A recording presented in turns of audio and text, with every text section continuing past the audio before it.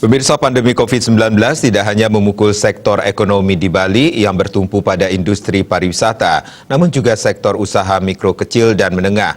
Untuk itu, beberapa kebijakan dan regulasi dipersiapkan pemerintah Provinsi Bali untuk menjaga ekonomi Bali di tengah pandemi dan mendukung geliat UMKM yang berperan penting bagi perekonomian Bali.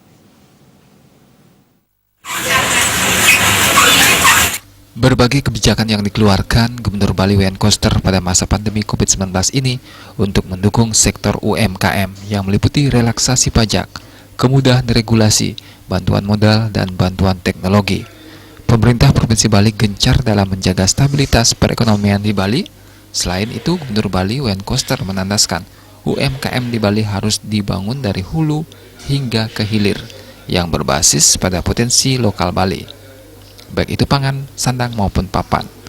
Oleh karena itu, pemerintah Provinsi Bali di tengah masa krisis ini telah berkomitmen untuk secara serius menjaga ekonomi kerakyatan di Bali. Hal yang akan gencar dilakukan untuk membantu para pelaku UMKM di Bali sehingga ke depan dapat meringankan beban akibat dampak pandemi COVID-19 ini. Gubernur Koster menegaskan pentingnya melakukan upaya perubahan yang sesuai dengan perkembangan era normal baru.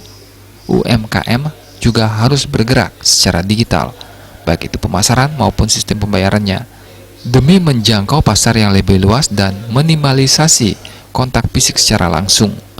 Segala hal yang menjadi kebijakan tersebut dapat menjadi stabilitas dan menyiapkan perekonomian Bali menjadi lebih baik lagi.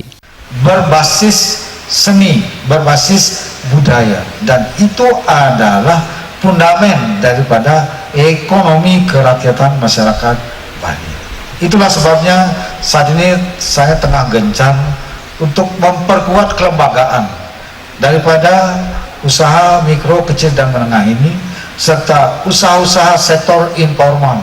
Karena ini merupakan sektor yang paling banyak digeluti oleh masyarakat Bali, yang sebenarnya tidak membutuhkan banyak permodalan, juga tidak membutuhkan ilmu yang tinggi-tinggi amat, yang mudah kita fasilitasi oleh pemerintah maupun juga oleh dunia perbankan.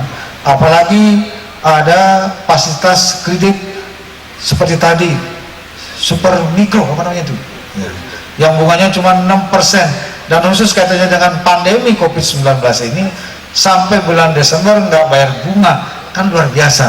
Tepuk tangan ini. Kedepannya diharapkan kebijakan-kebijakan yang diterapkan oleh pemerintah Provinsi Bali dalam hal ini mampu membangkitkan akses UMKM dalam menjalankan roda perekonomian di Bali.